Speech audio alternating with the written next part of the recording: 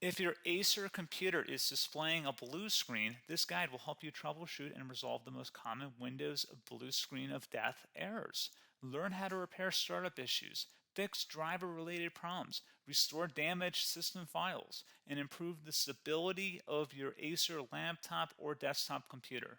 So while you're performing updates, you're getting an IRQR not less or equal message, K-mode exception not handled, kernel data in page error.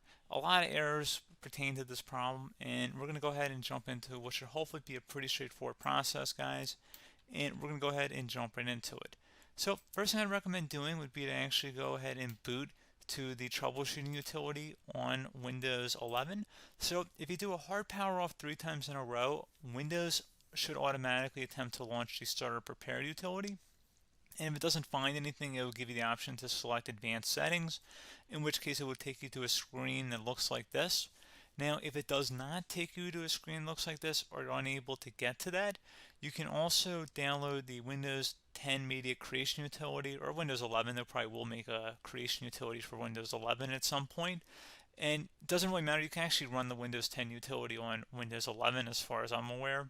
And you should be able to run the troubleshooting utilities built in within it. So you just would go ahead and download it to an ISO file and then burn it to a DVD or USB. It'd have to be about 4 gigabytes or more. It couldn't be a small USB flash drive, and it couldn't be a CD. It'd have to be a DVD.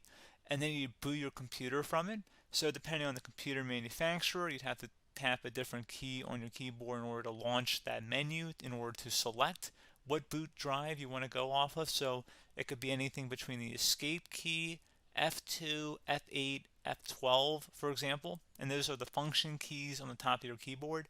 So you may have to just do a little bit of trial and error. Shouldn't take you more than a couple minutes. Googling it would probably be best before you even begin. But anyway, we're ready to go ahead and jump right into it. So we're on the choose an option page. So these will look very similar whether you're booting from it directly within Windows itself, or if you're plugged in a USB flash drive with the media creation utility installed and you selected the recovery option. So when you are setting up your Windows 11 installation or Windows 10, depending on the drive you're using, there should be an option to repair your computer in the bottom left corner of the dialog window, one of the first screens that comes up. You go ahead and select that, and then it would take you to a troubleshooting screen like you see here. And you want to go ahead and select troubleshoot, reset your PC, or see advanced options. And then there are going to be a whole bunch of options in here that we're going to explore in today's video. The first one, we're going to actually go underneath advanced options and then select startup prepare, fix problems that keep Windows from loading. So go ahead and select that first.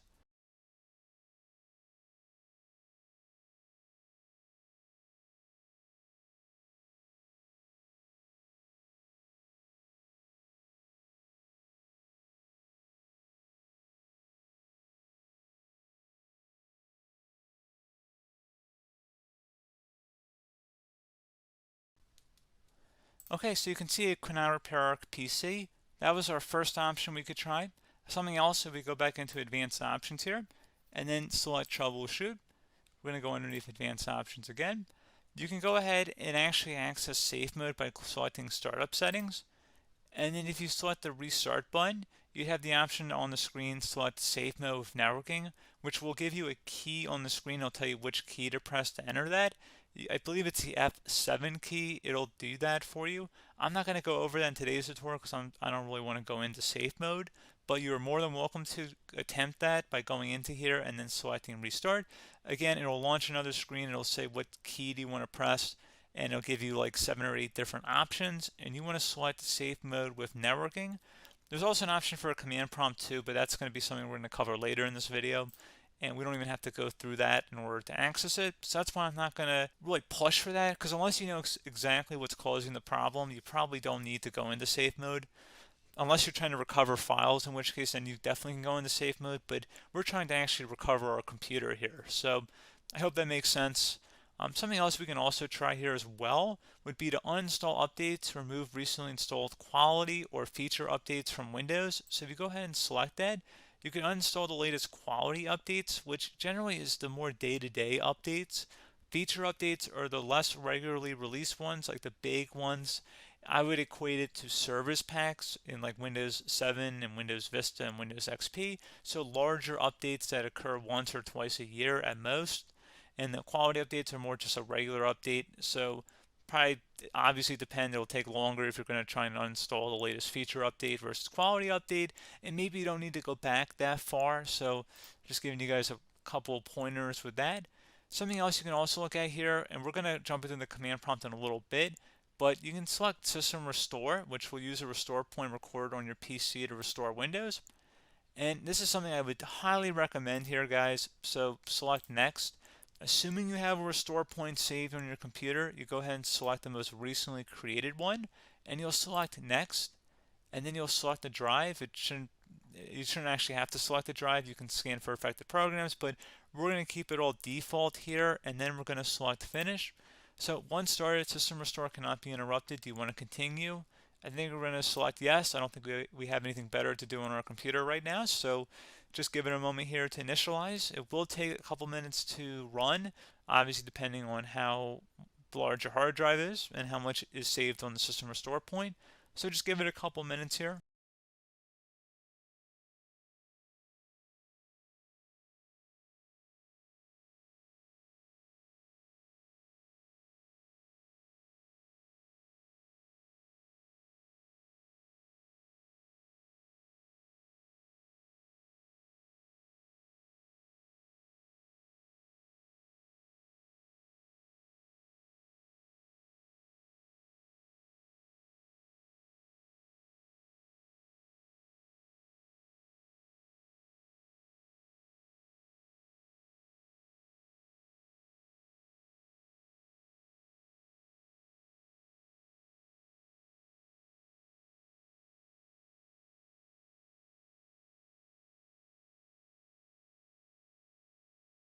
Okay, so you can see system restore completed successfully. The system has been restored. Your documents have not been affected. Click the restart button to restart your computer. Go ahead and select restart.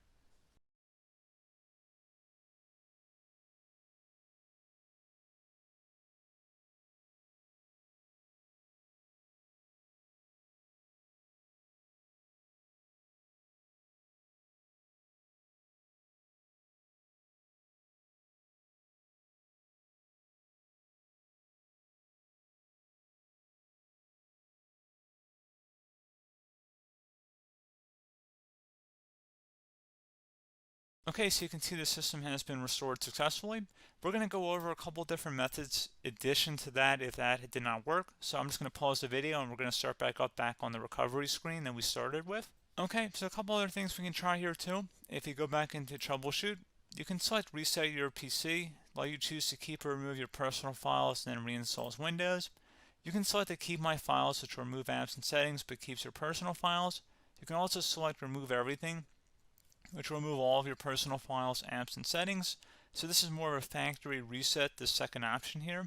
First option, it should not delete all of your personal files. However, it will pretty much clear most of your programs. And keep in mind, there's no guarantee that your information, number one, is even still available and easily recoverable on your computer to the point that you actually would be able to recover anything.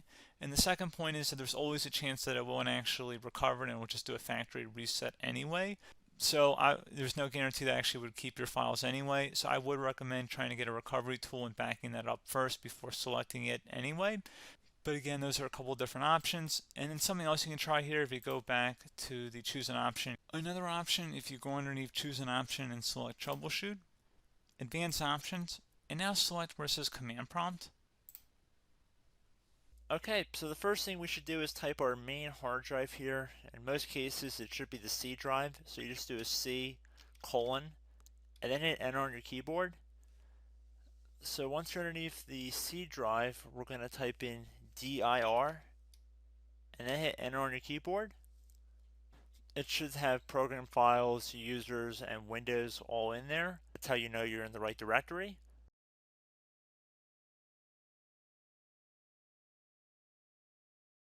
In some cases, it might be the D drive as well, so just keep that in mind.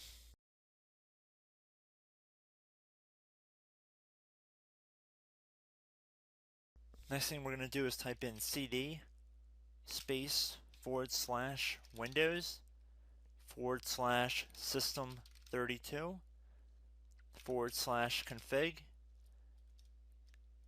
and then you're going to hit enter on your keyboard.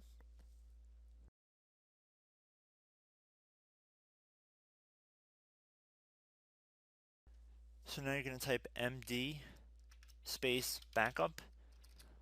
If you've seen other tutorials, it might also say to put down md backup. That's because the backup name is pretty common when you want to back something up. So you can name this whatever you want, doesn't have to be backup. So if you've already made a backup folder in the past, you could do backup 1, for example. So once you're done setting the name you want the backup to be called, hit enter on your keyboard again.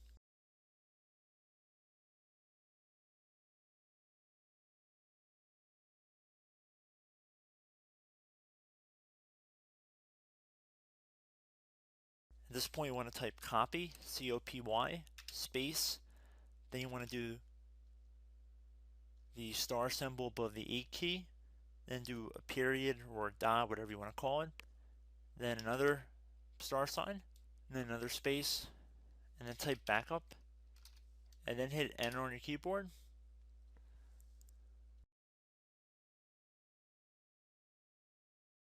Now you want to type cd reg back, R-E-G-B-A-C-K, and then hit enter on your keyboard. So now that we are under the reg back, so now you want to type dir again, and then hit enter.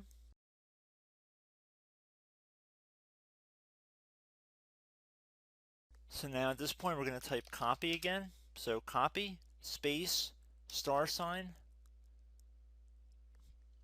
dot, another star sign, space, and then 2 dots. So we're going to type copy, space, star sign, dot, sign, star sign, dot, dot, and then hit enter on your keyboard again. So for overwrite, you want to overwrite all. So type A on your keyboard, so capital A, and then hit enter on your keyboard.